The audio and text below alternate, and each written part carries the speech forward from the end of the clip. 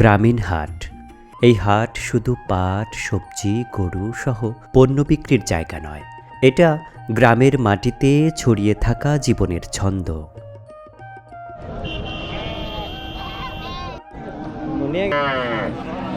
যেখানে প্রতিটি পদচারণা গল্প বলে, প্রতিটি হাতের লেনদেন নতুন করে স্বপ্ন বনে।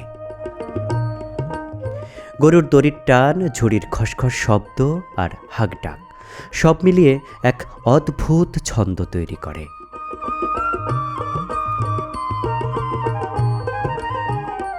যেখানে শহরের চাকচিক্যও কিছুটা রয়েছে গ্রামের সরলতাও।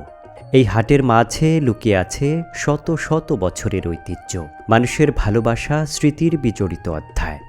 প্রজন্মের পর প্রজন্ম এই মাটিতে এসেছে, এই হাটে এসেছে, তারা বিক্রি করছে, গল্প জমছে, জীবন বয়ে গেছে। এটাই আমাদের গ্রামীণ হাট। বাংলাদেশের ঢাকা জেলার ধামরাইয়ে অবস্থিত এই গ্রামীণ হাট কালামপুর হাট। ২০০ বছরের ঐতিহ্য ধরে রাখা এই হাট গ্রাম আর শহরের মাঝখানে দাঁড়িয়ে নিজস্ব ছন্দ বয়ে চলেছে এখানে।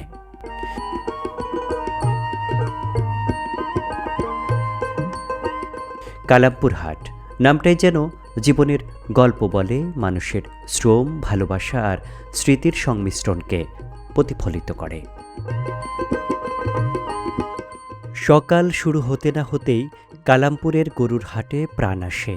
ঠিক সকাল ৯টা থেকেই ট্রাকের পর ট্রাক এসে থামে। বিভিন্ন জেলা, দূরদূরান্তর গ্রাম থেকে গরু বোঝাই ট্রাক এসে ঢুকে পড়ে এই কালামপুর হাটে।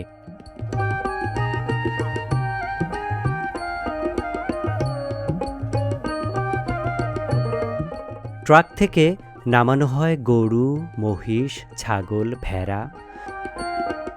মাটিতে পা পড়তেই যেন প্রাণ ফিরে পায় পশুগুলো। কেউ দড়ি ধরে হাঁটাচ্ছে, কেউ বা আবার দাঁড় করিয়ে দাঁত দেখাচ্ছে ক্রেতাকে। এখানে পশুগুলো শুধু পশু নয়, এখানে পশুগুলো মানে ঘামের দাম, সময়ের হিসাব আর সারা বছরের স্বপ্নের বাস্তব রূপ। কালামপুর গরুর হাটের জায়গা বিশাল। এক পাশে বড় গরু, আরেক পাশে ছাগল আর ভেড়া। প্রতিটি জায়গায় নিজস্ব ছন্দ, নিজস্ব ভাষা। দাম হাঁকে বিক্রেতা, দাম ধরে ক্রেতা। কথার লড়াই চলে। শেষমেশ হাত মেলালে বুঝে যায় বেচা কেনা একেবারে পাকা।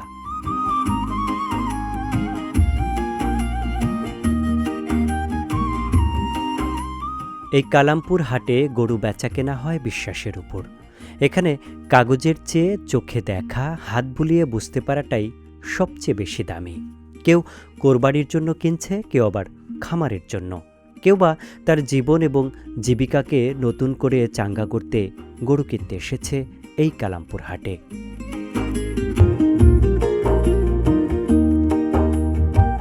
শত বছরের ঐতিহ্যে বয়ে চলা কালামপুরের এই গরুর হাট আজও একইভাবে মানুষ আর পশুকে এই হাটে। এখানে প্রতিটি গরু, প্রতিটি ছাগল শুধু বিক্রির বস্তু নয়, এরা গ্রামীণ জীবনের এক একটা গল্প।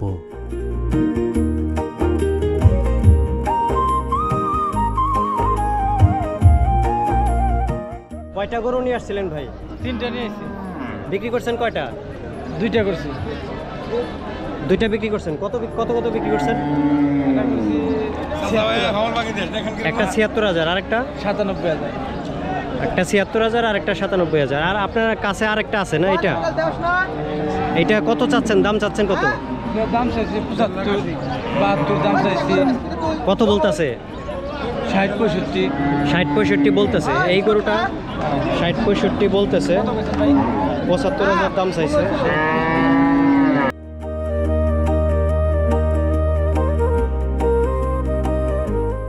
কত হলো ভাই? বুঝো নাই? 72।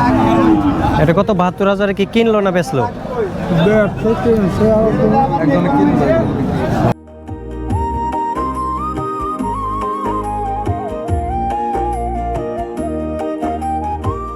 গরুর হাটের কোল ঘেঁষেই আর একটা আলাদা জগৎ। কালামপুরের হস্তশিল্প, বাঁশ আর বেতের তৈরি জিনিসপত্রের হাট। এখানে কোনো তাড়াহুড়া নেই, আছে হাতের কাজের ধীর ছন্দ আর সময় নিয়ে বানানোর গল্প।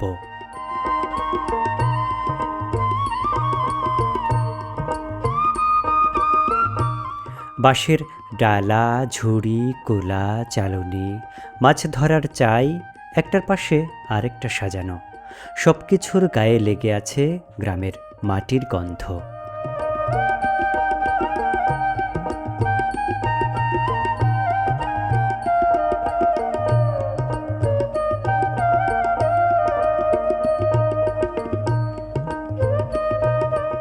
কোনোটাতে বাঁশ কাটা হয়েছে গত সপ্তাহে, আবার কোনোটাতে লেগে আছে বহুদিনের পরিশ্রমের ফল। এই হাটে কারখানার শব্দ নেই, আছে হাতের ঘষা, আঙ্গুলের চাপ আর বছরের পর বছর শেখা কৌশল। বৃদ্ধ কারিগর বসে বসে হিসাব করে দাম বলে, আর তরুণেরা তা শুনে শিখে ফেলে, কারণ এগুলো শেখার বিষয়।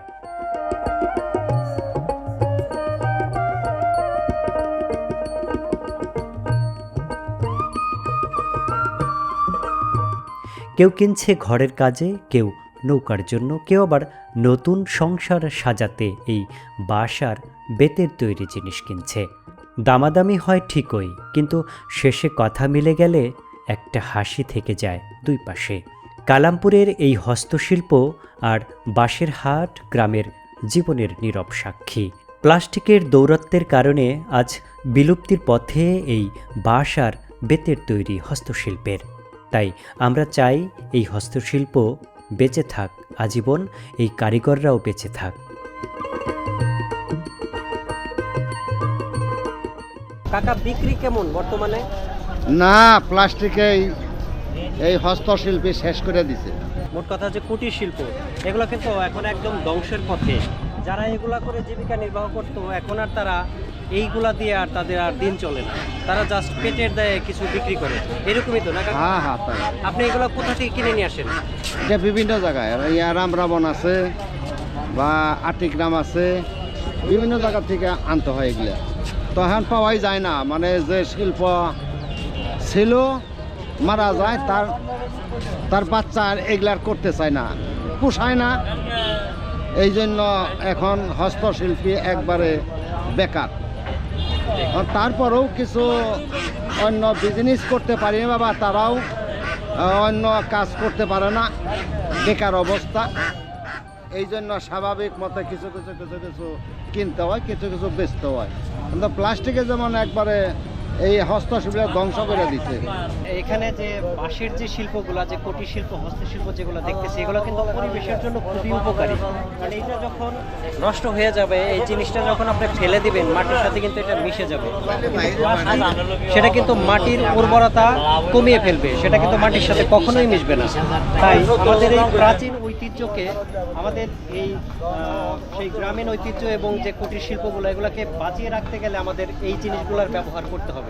আমাদের সেই প্লাস্টিককে যদি আমরা বর্জন করে এইগুলা নতুন করে ব্যবহার শুরু করতে পারি, তাহলে কিন্তু আমাদের দেশটাও যেমন উন্নতি লাভ করবে, আমাদের মাটিগুলো উর্বর থাকবে, এবং আমাদের এই মৃৎশিল্প, কুটির শিল্প, হস্তশিল্প যারা এগুলা করে যাদের জীবন জীবিকা চলে, তারাও স্বাবলম্বী হতে পারবে। এগুলো নতুন করে আমরা আবার সেই সুখের গ্রামীণ জীবন সেখানে আবার ফিরে যেতে পারবো।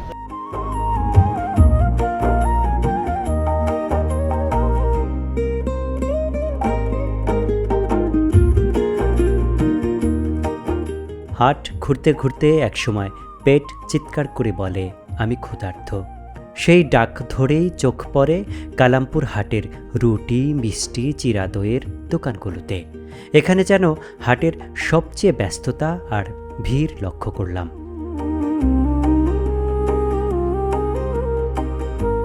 পেঁচানো জিলাপিতে টইটুম্বুর করে রস, তেলের কড়াইয়ের পাশে কারিগর, তার দক্ষ হাতে একের পর এক জিলাপির প্যাচ নেমে যাচ্ছে গরম তেলে।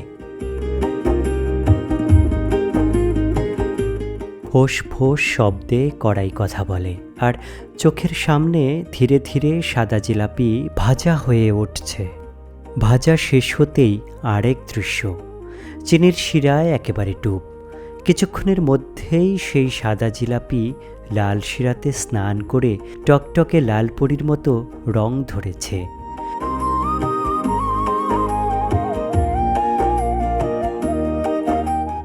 মিষ্টির গন্ধে ভরে উঠেছে চারপাশ। ক্ষুধা আর লোভ একসাথে জেগে ওঠে। পাশেই আরেক কারিগরের হাতের খেলা, নিপুণ আঙ্গুলে রুটি বানানোর ছন্দ, ময়দার তাল, হাতের টান আর আগুনের আঁচ। গরম রুটি ফুলে ওঠে, নদীর ঢেউয়ের মতো বাঁক নেয়। দেখতেও যেমন সুন্দর, খেতেও তেমনি সুস্বাদু।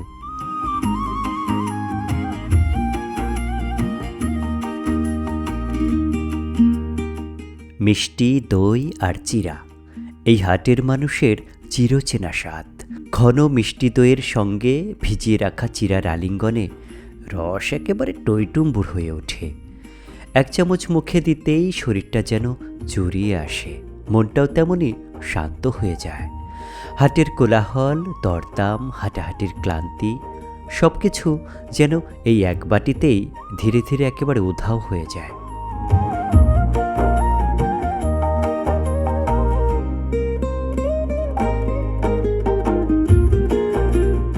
এই যে বৃদ্ধ লোকটি, সে পুরো এক সপ্তাহ অপেক্ষা করে এই হাটে এসে মিষ্টির সঙ্গে রুটি ভিজিয়ে খাবার জন্য। যুগ যুগ ধরে এই স্বাদ সে খেয়ে আসছে, আর তাই এই খাবারটা না খেলে তার কাছে এই হাট করাটাই যেন অপূর্ণতা থেকে যায়। এই স্বাদেই জড়িয়ে আছে তার স্মৃতি, তার অভ্যাস, তার ভালোবাসা। আর এই কালামপুর হাটের সঙ্গেই এভাবেই মানুষের নীরব আর গভীর ভালোবাসা সৃষ্টি হয়ে আসছে যুগ যুগ ধরে।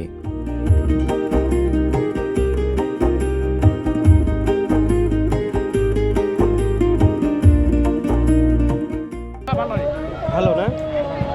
হাটে আসলে কি মাঝে মাঝেই খান? খাই মাঝে মাঝে। হাটে আসলেই খান?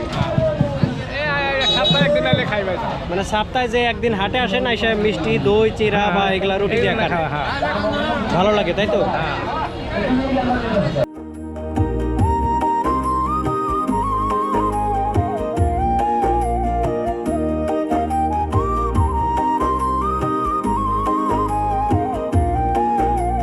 হাটের মাঝখানে হঠাৎ করেই জমে ওঠে ভিড়।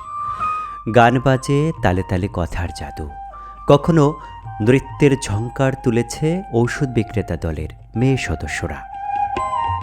আর সেই ফাঁকে জোর গলায় ঘোষণা, এটাই নাকি সর্বরোগের ঔষধ, এখানে সকল রোগই সারে, এমন দাবি শোনা যায়। কেউ গ্রামে গঞ্জে, কেউ বা হাটে হাটে এভাবেই ঘুরে বেড়ায় এই ঔষধ বিক্রেতারা। কোথাও কোথাও গান আর গল্প, কোথাও মঞ্চ কাঁপিয়ে নাটকীয় উপস্থাপনা, আবার কোথাও বেদে সম্প্রদায়ের মানুষ, আবার কোথাও বিরল এক প্রাণী বসিয়ে দর্শকের কৌতূহল টানার চেষ্টা। বিশেষ করে ৩৫ থেকে ৪০ বছরের পর পুরুষের শরীরের দুর্বলতাকে সামনে রেখে এই ঔষধের ব্যবসা হয়ে উঠেছে বেশ রমরমা। প্রতিশ্রুতি, আশ্বাস আর ভিড়ের মাঝে হাটের এই দৃশ্য যেন গ্রামীণ জীবনের এক আলাদা অধ্যায় হয়ে দাঁড়িয়েছে। হাটের এক কোণে খোলা মাঠের বুকে চুপচাপ বসে পড়ে নরসুন্দর। কোনো চেয়ারের বাহাদুরি নেই, কোনো ঝকঝকে আয়নাও নেই, তবু তার হাতে আছে অভ্যাসের জাদু। এক টুকরো কাপড় গলায় জড়িয়ে মাটির উপর বসে মাথা নিচু করা মানুষ, আর কাচির কচর কচর শব্দে মুহূর্তে চুলওয়ালা মাথাগুলো হালকা হয়ে আসে। চুল কাটতে কাটতে জমে ওঠে গল্প। কারো গরুর দাম ঠিক হয়নি, কারো সংসারের নতুন হিসাব, আবার কারো অনেক দিনের সেই পুরনো গল্প। নরসুন্দর শুনে হালকা হাসে, আর তার হাতের কাজ চলতে থাকে তার নিজস্ব গতিতে। এই নরসুন্দররা হাটে হাটে ঘুরে বেড়ায়। আজ কালামপুর তো কাল অন্য হাটে। চুল কাটাই তাদের রুটি রুজি, আর মানুষের মাথায় হাত রাখাই যেন তাদের জীবনের ছন্দ। কয়টা মাথা কাটতে পারছেন? যা হিসাব নাই হ্যাঁ, কতগুলা? 150 হয়েছে 150 টাকা হয়েছে, এতে তো পোষে না 150 টাকা।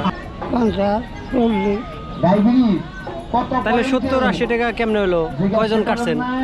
ওদের হিসাব রাখি না। ও সেব হয়েছেন, সেবে কত রাখেন? 20 টাকা সে 20 টাকা, আর মাথায় হলো 50। কলকাতা সে 50 ও চুল আর হলো শেভ মিলিয়ে 50, আর খালি শেভে 20 টাকা। হাটের ভ্রাম্যমান এই নরসুন্দররা চুল কেটে খুব কম টাকা আয় করলেও এ দিয়েই তাদের সংসার দিব্যি চলে যায়, কারণ তারা খুবই মিতব্যয়ী। হাটের এক পাশে সারি সারি শাকসবজির চারা, ছোট ছোট সবুজ গাছ, কিন্তু এর ভেতর লুকিয়ে আছে বড় আশা। বেগুন, মরিচ, টমেটো, লাউ, কুমড়া, প্রতিটা চারাই যেন আগাম দিনের ফসলের গল্প বলে। কৃষকেরা হাতে তুলে নিয়ে দেখে, পাতা উল্টে দেখে, মাটির গন্ধ শোকে। এই চারাই যাবে তাদের খেতে, এই চারার উপর ভর করেই চলবে তাদের আগামী দিনের সংসার।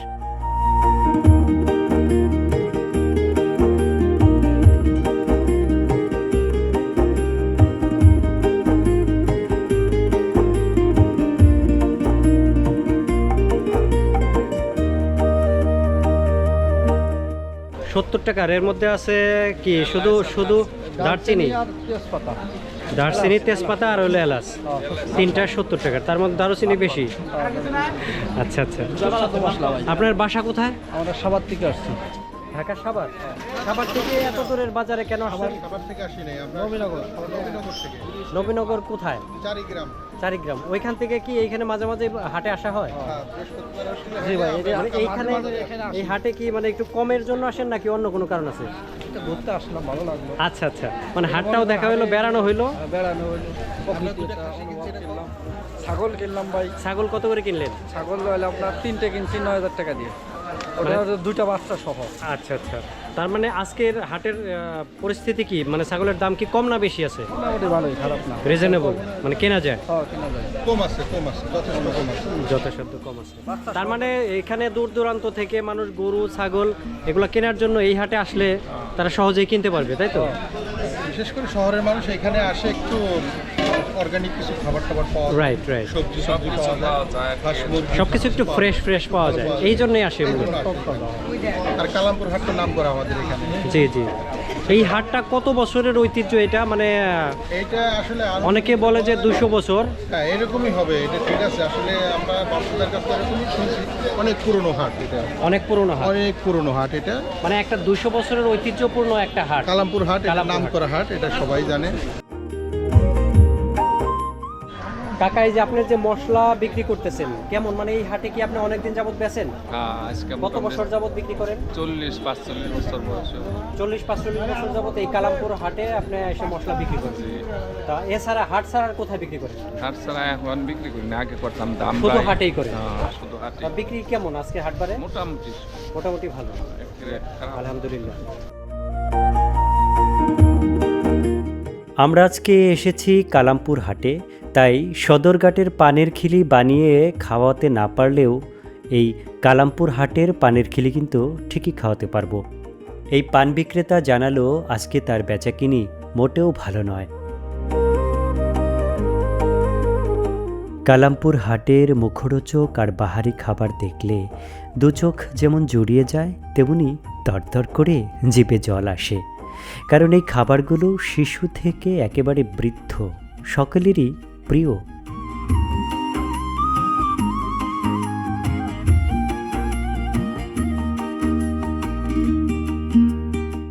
এই খাবারের দোকানগুলোর পাশে 90-এর কাছাকাছি বয়স হবে এক বৃদ্ধাকে দেখে আমার খুবই খারাপ লাগলো।